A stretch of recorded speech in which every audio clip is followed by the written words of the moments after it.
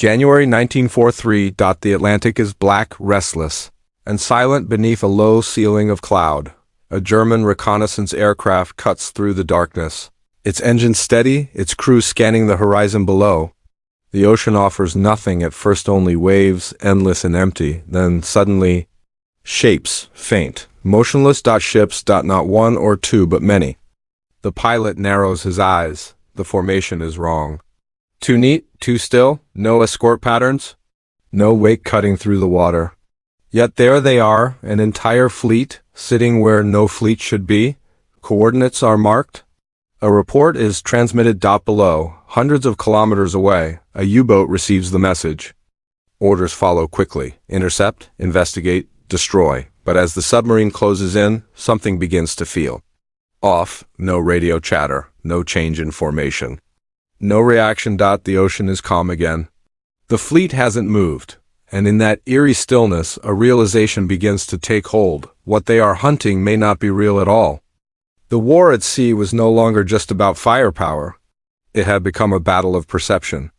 By the early years of the Second World War, the oceans had become vast, shifting battlefields, silent, unpredictable, and deadly. Control of the sea meant control of supply, and control of supply meant survival. For Nazi Germany, the strategy was clear: cut Britain off, starve it into submission. The instrument of that strategy was the U-boat, small, fast, and nearly invisible beneath the surface. These submarines did not need to win battles. They only needed to sink enough ships. And they did. Between 1940 and 1942, German U-boats roamed the Atlantic in what became known as Wolfpacks, coordinated groups that hunted convoys crossing from North America to Britain. Merchant vessels, often lightly defended, were easy targets. At night, U-boats would surface, blending into the darkness, firing torpedoes at close range before disappearing again beneath the waves. Convoys burned. Sailors froze in the black water. Supplies vanished before they ever reached shore, but the U-boats did not operate blindly. Above them, German reconnaissance aircraft, particularly long-range patrol bombers, scanned the ocean for targets. Their role was critical. They located convoys, tracked their movement, and relayed coordinates back to command. From there, U-boats were directed like hunters closing in on prey.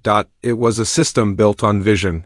Find the ships, and the ocean becomes a map of opportunity. Lose sight of them, and it becomes an empty void. This dependence on reconnaissance created both strength and vulnerability, because what if what they saw wasn't real? At the same time, the Allies were struggling to adapt. Britain, under constant threat, began experimenting with deception early in the war. Camouflage patterns were applied to ships. Dazzling geometric designs meant not to hide vessels, but to distort their shape, speed, and direction. These so-called dazzle camouflage schemes confused enemy observers, making targeting far more difficult. But camouflage alone was not enough. The scale of the Atlantic war added something more, something that could mislead not just a gunner's aim, but an entire chain of command. Deception. The British had already begun laying the groundwork for large-scale military deception operations. False radio traffic, fake troop movements, and carefully planted intelligence leaks were used to create illusions on land. Entire divisions could be invented on paper, their existence supported by just enough evidence to appear real. At sea, however, deception was far more difficult. There were no roads to fake, no buildings to construct, only open water, exposed, trackless, and unforgiving. And yet, the need remained urgent. Convoys were still being hunted. Losses were mounting. The Allies needed a way to protect real fleets, not just with escorts and weapons, but with misdirection. They needed the enemy to look in the wrong direction. They needed the enemy to believe in something that did not exist. Early attempts were crude. False signals were transmitted to simulate convoy movements. Ships were instructed to alter routes unpredictably.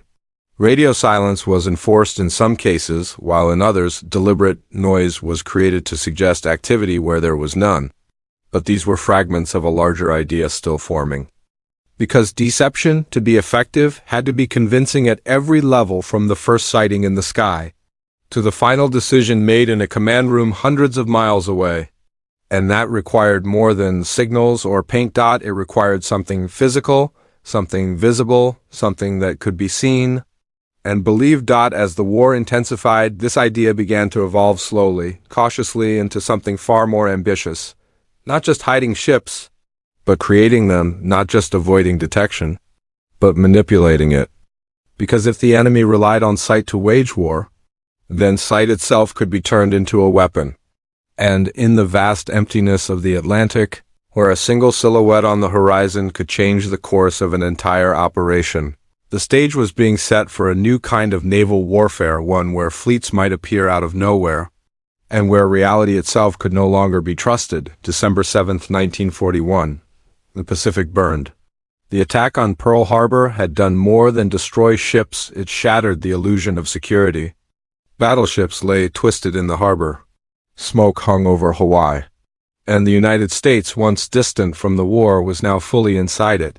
But the damage went beyond the visible. The U.S. Navy had lost not just vessels but confidence in predictability. The enemy had struck with precision, using surprise as its greatest weapon. And that lesson would not be forgotten. If surprise could cripple a fleet, then deception could protect one. As American industry surged into motion, shipyards began producing vessels at an unprecedented scale. Liberty ships, destroyers, carriers, steel flowed into the oceans faster than ever before. But numbers alone could not guarantee survival. The oceans were still being watched. Japanese reconnaissance aircraft ranged across the Pacific. German U-boats continued their hunt in the Atlantic. Both Axis powers relied heavily on detection visual sightings, intercepted radio signals, radar echoes, and that meant every real fleet was a target the moment it was found. So the United States began to think differently. Instead of only hiding ships, they began asking a more dangerous question. What if we show them ships that aren't there? The concept was not entirely new. On land, deception had already proven effective. Operations like Operation Fortitude would later demonstrate how entire armies could be fabricated complete with fake tanks, dummy camps, and controlled radio chatter. But applying such illusions to the open sea required innovation. There was nowhere to anchor a lie, or so it seemed.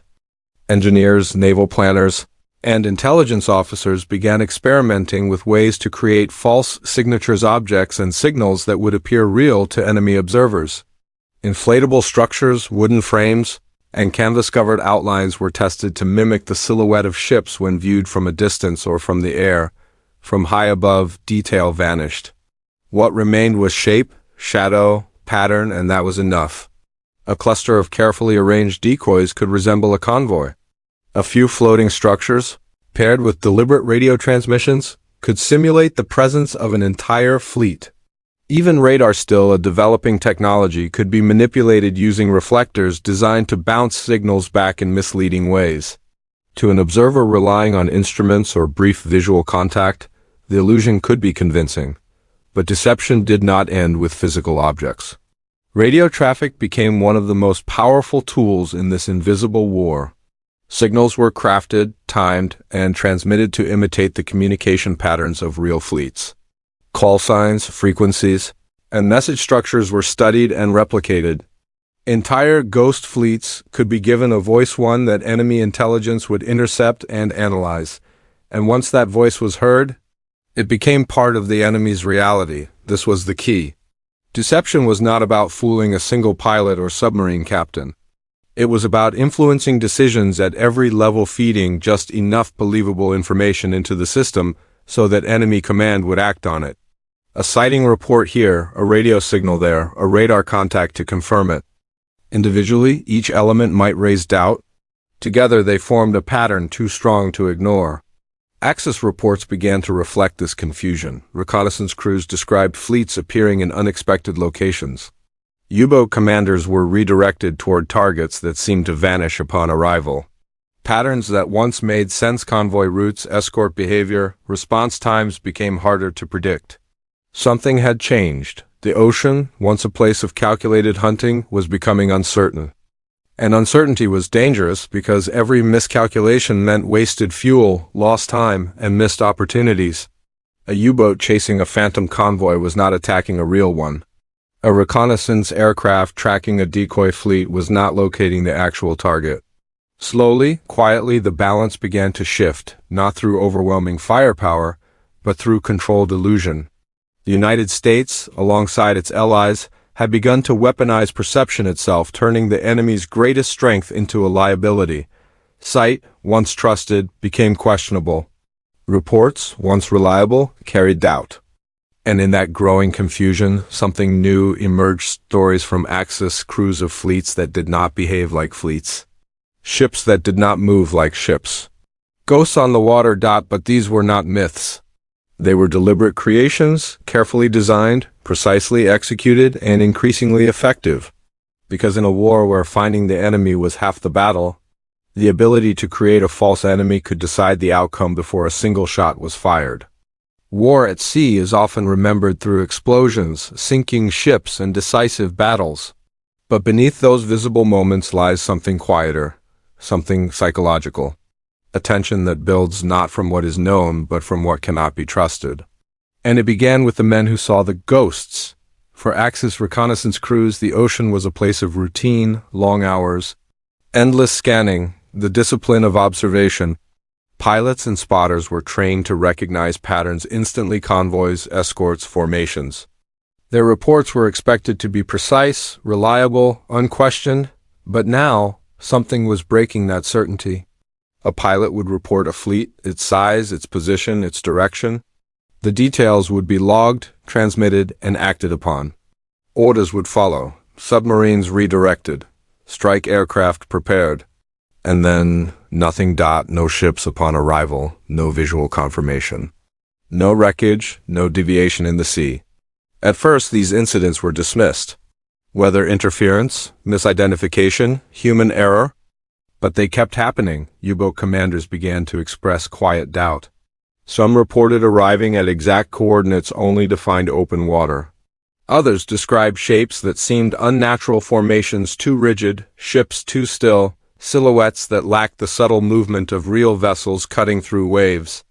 There were moments of hesitation. Was the report wrong? Or was the ocean lying? For crews operating under constant stress, tight spaces, limited oxygen, the ever-present threat of depth charges, this uncertainty was more than inconvenient. It was corrosive. Confidence eroded. A sighting was no longer a guarantee. A mission no longer felt grounded in certainty. Every order carried a question beneath it. And in war, doubt can be as dangerous as any weapon. From the Allied perspective, this uncertainty was exactly the objective. Naval warfare depended on information. Whoever could see first, act first, often won.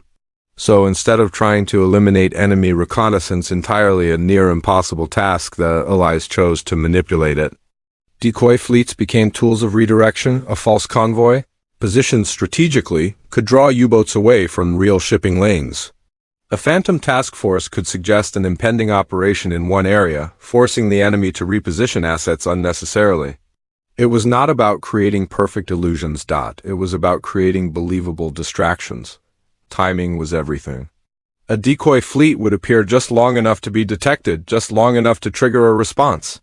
Then, by the time Axis forces arrived, the illusion would dissolve, leaving only confusion behind. Meanwhile, the real fleet moved elsewhere, unseen, unchallenged. This strategy achieved something remarkable. It forced the enemy to divide attention, to hesitate, to question. And in doing so, it reduced pressure on actual targets. A U-boat chasing a ghost could not sink a convoy. An aircraft tracking a decoy could not locate a carrier group. Resources were wasted not through combat, but through misdirection. Behind these illusions was a blend of creativity and engineering solutions designed not for durability, but for perception.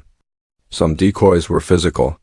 Inflatable structures shaped to resemble ships when viewed from above. Lightweight frameworks covered with canvas, arranged in formations that mimicked naval patterns. From high altitude or through low visibility conditions, these outlines could appear convincing enough. Others were electronic. Radar, still evolving during the war, became both a tool and a vulnerability. Allied engineers developed reflectors devices that could bounce radar signals back in ways that suggested the presence of large objects. A small structure, properly equipped, could produce a signature resembling a much larger vessel. But perhaps the most powerful element was invisible. Radio, carefully crafted transmissions simulated the behavior of real fleets. Communication patterns were studied in detail, how often ships transmitted, what formats they used, how they responded to commands. Then those patterns were replicated. To enemy intelligence operators monitoring frequencies, the signals were indistinguishable from genuine activity. A fleet did not need to exist physically, if it could exist in the electromagnetic spectrum. And when these elements were combined, visual decoys, radar echoes, radio chatter, the illusion became layered. Difficult to dismiss, even harder to disprove because each piece reinforced the others. A sighting confirmed by radar, a radar contact supported by intercepted signals. Together they formed a narrative. And once that narrative entered the enemy's decision-making process, it shaped reality. The ocean had not changed, but the way it was perceived had. What was once a clear battlefield of targets and movement had become something far more uncertain, an environment where seeing was no longer believing, and where the line between presence and illusion was beginning to disappear. And as this uncertainty spread through Axis operations, it began to influence not just individual crews but the decisions made at the highest levels of command. As confusion spread across the oceans, it did not remain confined to cockpit observations or submarine reports. It began to travel upward through chains of command into briefing rooms, and ultimately into the strategic decisions that shaped the war itself, because deception at sea was never just about fooling a single observer. It was about influencing those who never saw the ocean at all. Within the United States Navy, deception was not adopted lightly. Naval commanders were trained to rely on strength on ships, firepower, and coordinated maneuvers. The idea of investing time and resources into objects that could not fight, could not defend, and could not survive direct contact seemed, at first, counterintuitive. But the early years of the war had changed that thinking. Losses in the Atlantic, surprise in the Pacific, the realization that even the most powerful fleets could be vulnerable if detected too soon. These lessons forced a shift in mindset. Deception was no longer viewed as secondary. It became strategic. Senior planners began approving operations where entire movements were built around illusion. Real fleets would be positioned based on where decoys were expected to draw attention. Timing of operations would align with false signals designed to mislead enemy intelligence. It required coordination across multiple domains: naval forces, intelligence units, signal operators, and engineers. Every detail had to be synchronized. A decoy fleet without supporting radio traffic would raise suspicion. A signal without visual confirmation might be ignored, but when executed correctly, the effect was powerful. Decisions made by Axis Command were no longer based on reality alone, but on a reality shaped by their enemy. For Kriegsmarine commanders in the Atlantic and Japanese naval leadership in the Pacific, the growing inconsistency in reconnaissance reports became a serious concern. At first, anomalies were attributed to human error, pilots misjudging distances, submarine crews misreading coordinates. But as reports accumulated, patterns of confusion began to emerge. Fleets appeared where no operations were expected, convoys seemed to vanish between sightings. Targets identified with confidence failed to materialize upon interception. This forced a difficult adjustment. Commanders had to begin filtering their own intelligence. Reports that once triggered immediate action were now questioned. Confirmation was sought from multiple sources. Time was spent verifying what had previously been accepted without hesitation. And time, in naval warfare, was critical. A delayed response could mean a missed opportunity. A convoy could pass through a region undetected. A carrier group could reposition beyond reach. The window for interception, often narrow, could close entirely. In some cases, resources were committed based on false information. U-boats would travel long distances, consuming fuel and exposing themselves to detection, only to find nothing. Aircraft would patrol areas where no enemy existed, leaving other regions under monitored. These inefficiencies accumulated, not dramatically, not all at once, but gradually. A misdirected patrol here, a wasted sortie there. Individually, they seemed minor. Together, they eroded effectiveness. And perhaps more importantly, they eroded confidence, because when intelligence becomes unreliable, decision-making becomes cautious. And caution in a fast-moving war can be a liability. Beyond tactics and strategy, deception introduced something less tangible but equally powerful. It altered perception. War is often thought of in terms of physical destruction: ships sunk, planes shot down, territories captured. But beneath those outcomes lies a mental dimension, a constant effort to interpret information, to predict the enemy, to make sense of an environment filled with uncertainty. Deception targeted the process directly. It did not destroy ships. It disrupted understanding. Axis crews began to operate in a world where not everything they saw could be trusted, where confirmation did not always lead to action, where action did not always lead to results. This created a subtle but persistent strain. Every sighting required second-guessing. Every report carried the possibility of being wrong. Over time, this uncertainty affected behavior. Aggression could turn into hesitation, confidence could turn into doubt. And doubt, once introduced, was difficult to eliminate. For the Allies, this was a form of warfare that extended beyond the battlefield. It was not about overwhelming the enemy, but about shaping how the enemy perceived reality. A fleet that did not exist could still influence decisions. A signal that carried no ships could still redirect forces.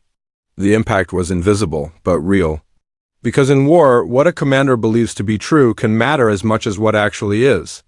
And as these layers of deception continued to unfold across the oceans, there would come a moment when illusion and reality would intersect completely, when a decision based on false perception would lead to very real consequences. A moment where the success of deception would not just confuse the enemy, but change the course of an operation entirely. Spring 1944. The Atlantic remains a battlefield, but the balance is shifting. By now, Allied deception has matured into a coordinated system. Signals, movement, and illusion are no longer experimental. They are synchronized, controlled, purposeful, and in this moment, that system is about to be tested in a way that carries real operational weight.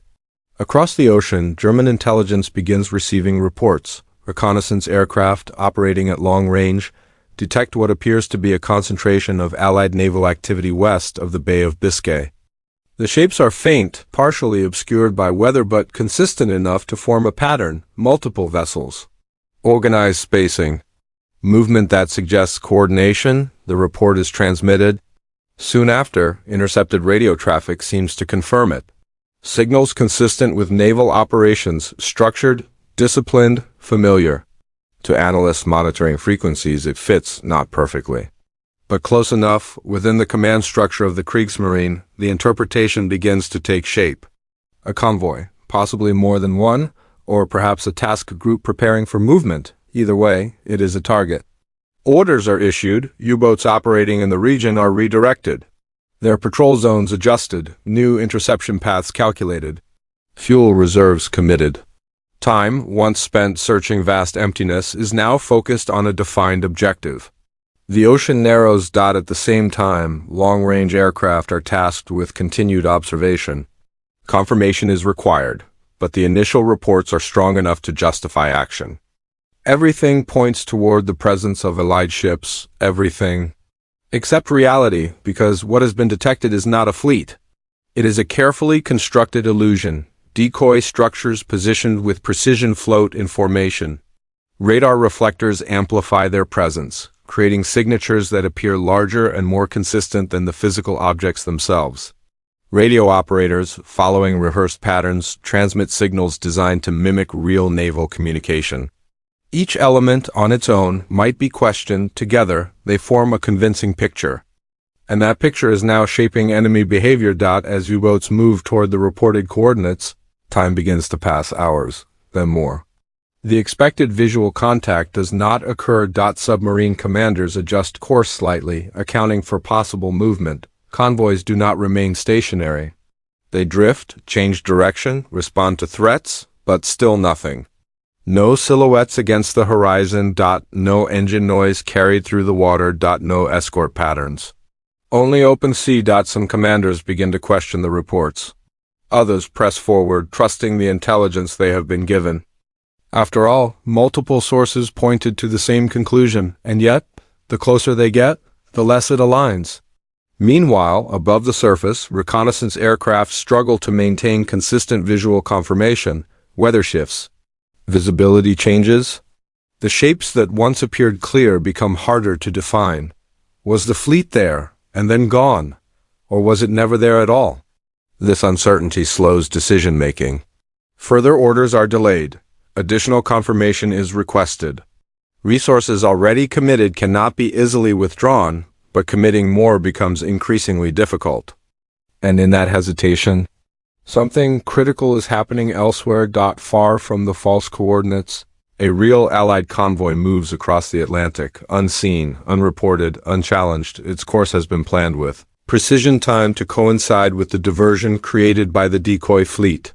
Escort ships maintain formation. Transports carry vital supplies, fuel, ammunition, equipment, everything needed to sustain operations in Europe. Every hour it remains undetected increases its chances of safe passage, and every U-boat chasing the illusion reduces the threat it faces. This is the turning point. Not marked by explosions or direct confrontation, but by absence, the absence of attack, the absence of interception, the absence of awareness. Because the enemy is looking in the wrong place.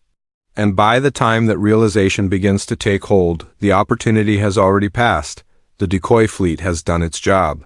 It has not fought. It has not moved. It has not even truly existed, and yet it has influenced decisions, redirected forces, and created a gap in the battlefield large enough for reality to slip through unnoticed. In war, such moments are rare, moments where nothing happens, and that nothing changes everything, but this is only half of the consequence. Because as the illusion begins to unravel, and Axis Command starts to question what they have pursued, the full impact of that miscalculation is about to become clear, not just in what they failed to find, but in what they failed to stop. By the time doubt hardens into realization, the window has already closed. Across the Atlantic, the redirected U-boats begin to receive fragmented updates. Reports no longer align. Coordinates are revised. Some patrols are ordered to widen their search patterns. Others are told to hold position, waiting for clarification that does not come quickly enough. What had begun as a focused hunt is now dissolving into uncertainty. Within the command centers of the Kriegsmarine, analysts re-examine the incoming data. The original sighting is reviewed. The intercepted signals are compared against known Allied patterns. Subtle inconsistencies begin to emerge, timing slightly off. Formations too rigid, movement that lacked the natural irregularity of a real fleet under operational conditions. Individually, these details are small. Together, they point toward a conclusion that is difficult to accept: the fleet was never there. But while this realization forms slowly, reluctantly, events elsewhere have already moved forward. The real Allied convoy, shielded by distance and deception, has continued its journey without interruption. It crosses sectors that would normally be considered high risk. It passes through waters where U-boats had once operated with confidence. Now those waters are quieter, not empty, but misallocated. The submarines that might have intercepted it are too far away, chasing coordinates that no longer hold meaning. Fuel constraints prevent rapid redeployment. Even if new orders are issued immediately, the geometry of the ocean cannot be undone. Distance remains. Time cannot be reclaimed. By the moment the convoy enters the protective range of Allied air cover, long-range patrol aircraft and escort carriers, the opportunity for interception has effectively disappeared. From this point forward, any attack becomes far more dangerous for the attacker. The balance shifts. And the convoy survives. Its cargo reaches its destination ports in Britain, staging areas for operations on the European continent. Supplies are unloaded, fuel is stored. Equipment is distributed. Each crate, each barrel, each vehicle contributes to a larger system preparing for sustained military pressure against Axis forces. None of it was intercepted, none of it was lost, and none of it would have been possible had the enemy been looking in the right place. This is the true impact of the deception, not just confusion, but protection, not just misdirection, but preservation of capability. Because in a war defined by logistics, the safe arrival of a single convoy could influence operations far beyond the horizon. It could support future offensives, sustain armies already in the field, maintain momentum at a time when delay could be costly. And here that outcome has been secured, not through direct confrontation, but through controlled illusion.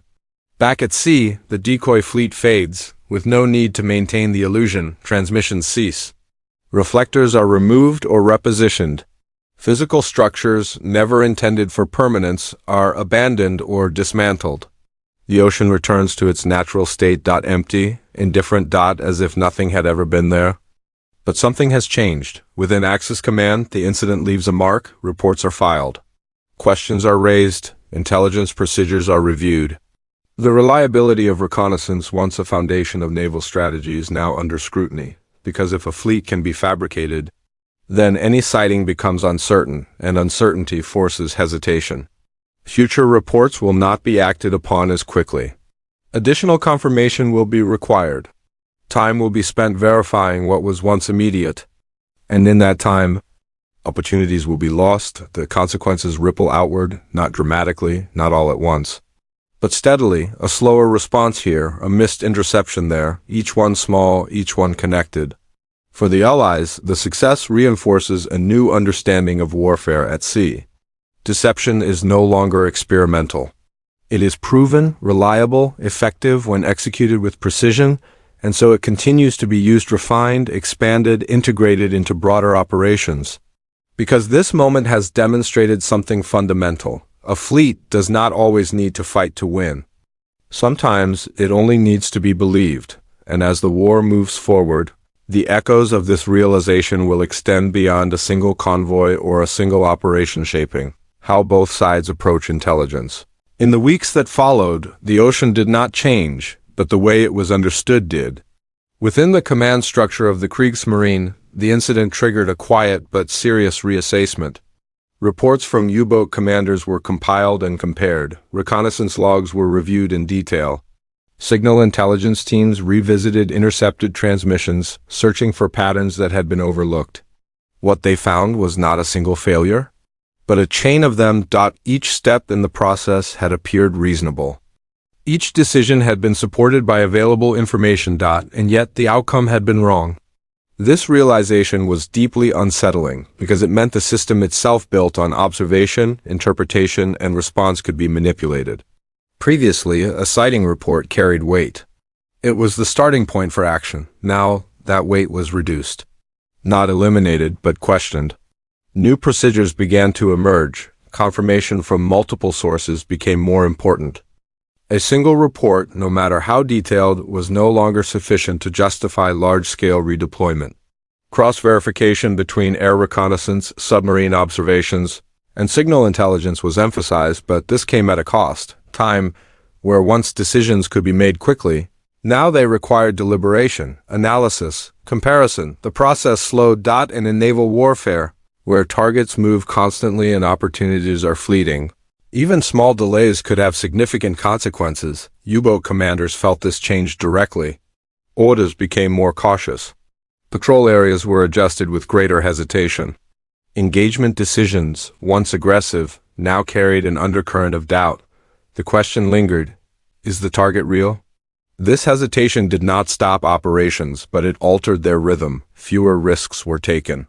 Fewer rapid responses were executed, and over time, this reduced effectiveness. At the same time, trust between different elements of the system began to shift.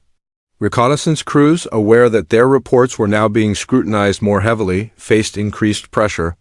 Accuracy had always been critical, but now the consequences of being wrong carried greater weight.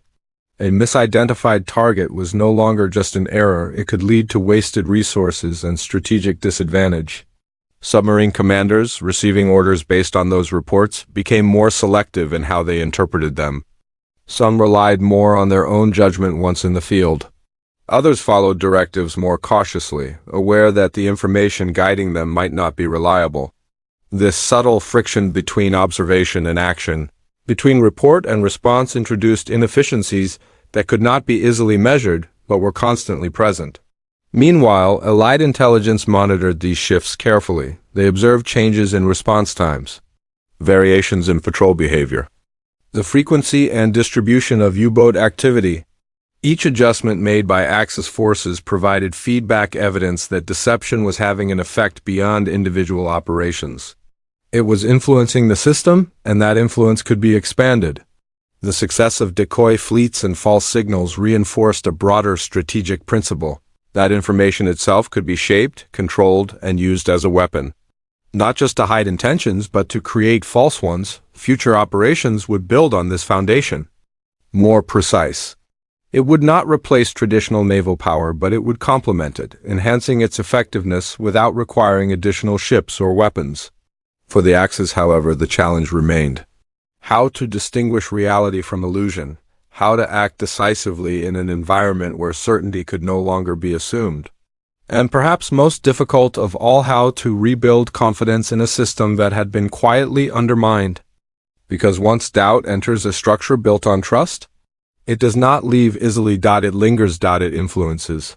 It reshapes behavior in ways that are subtle but lasting, and as the war continued, this lingering uncertainty would carry forward, affecting not just immediate decisions, but the long-term effectiveness of naval operations across the Atlantic and beyond. As the war progressed, the lessons learned from these encounters with ghost fleets did not remain confined to a single theater. They spread quietly but steadily into broader Allied strategy. The success of deception at sea reinforced a critical understanding. Warfare was no longer defined solely by firepower or numbers. It was also defined by information, how it was gathered, how it was interpreted, and how it could be influenced. For the Allies, this meant deception became a permanent tool in the operational toolkit, not an experiment. Not a temporary measure, but a deliberate, repeatable method of shaping the battlefield.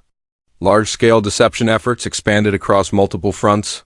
Naval operations continued to use decoy formations and controlled signaling to mislead Axis forces. At the same time, similar principles were applied on land and in the air. False troop concentrations, misleading movements, and carefully constructed intelligence patterns designed to suggest actions that were never intended to occur. These methods reached their most visible form in operations like Operation Fortitude, where entire fictitious armies were created to mislead German command about the location of the D-Day invasion. But the foundation of that success on land, at sea, and in the air was built on earlier lessons like the one seen in the Atlantic. The principle was consistent: control what the enemy believes, and you can influence how they act. For Axis forces, this created a lasting challenge. Reconnaissance, once a reliable pillar of naval warfare, could no longer be accepted at face value. Every report had to be weighed against the possibility of deception. Every sighting carried uncertainty. Every signal could be part of a larger illusion. This did not render Axis intelligence ineffective, but it reduced its certainty. And in war, certainty is power. Without it, decisions become slower, more cautious, less decisive. Over time, this had broader implications. Operational tempo, how quickly forces could move and respond, began to decline in areas where deception was suspected. Submarine patrols became more deliberate. Reconnaissance missions required more corroboration. Strategic planning increasingly accounted for the possibility that the information being used might be incomplete or intentionally misleading. In contrast, the Allies gained something invaluable: flexibility. By manipulating enemy perception, they could shift pressure away from vulnerable points. They could protect convoys without engaging directly. They could create the illusion of strength in one area while concentrating actual strength elsewhere. This allowed resources to be used more efficiently. Fewer losses. Greater survivability, improved coordination. And perhaps most importantly, it demonstrated that control of the battlefield extended beyond physical space. It extended into perception. This shift in thinking would carry forward beyond World War II. During the Cold War, military strategy increasingly incorporated elements of deception, misinformation, and psychological operations. The idea that an enemy's decisions could be influenced without direct confrontation became central to modern strategic thinking. But in the context of World War II, the impact was immediate. A fleet that never existed had influenced real decisions. A signal that carried no ships had altered real movements. A pattern that was artificially created had redirected real resources. And in doing so, it had helped preserve real lives and real ships. The ocean remained vast, the war remained dangerous, but now it was also uncertain. And that uncertainty, carefully constructed, precisely deployed, have become one of the most powerful forces in the conflict. Because once an enemy can no longer trust what they see, they can no longer act with confidence, and in war, hesitation can be as decisive as defeat. In the vast expanse of the Second World War, many battles were fought with guns, ships, and aircraft visible, measurable, and decisive. But some of the most influential moments never involved direct combat at all. They unfolded in perception. The decoy fleets of the Atlantic were not designed to destroy the enemy. They were designed to shape how the enemy understood the battlefield, to create uncertainty, to distort expectation, to turn observation into a tool of influence rather than certainty. And, in doing so, they revealed something fundamental about modern warfare. Victory is not always achieved by overwhelming force. Sometimes it is achieved by controlling what the opponent believes. A fleet that does not exist can still draw attention. A signal without substance can still redirect movement. An illusion, when carefully constructed, can produce real consequences. The Axis reports of ghost ships were not hallucinations. They were the result of deliberate, coordinated deception, an effort to manipulate sight, sound, and signal into creating a version of reality that served a strategic purpose. And once that version of reality was accepted, it became actionable. This moment marked a shift in how wars could be fought. No longer was the battlefield limited to land, sea, and air. It extended into information, into intelligence, interpretation, and belief. Commanders were no longer just reacting to what they could see. They were reacting to what they thought they saw. And that difference could determine the outcome of entire operations. In the end, the most powerful weapon was not always the one that fired the shot. Sometimes it was the one that ensured the shot was never taken. The ocean still carried real fleets, real ships still crossed its surface, real sailors still faced real danger. But alongside them, something else moved, silent, invisible, unfiring, and yet undeniably effective. Because in the war at sea, reality was not always what it seemed, and sometimes the greatest force on the battlefield was the one that could not be seen at all.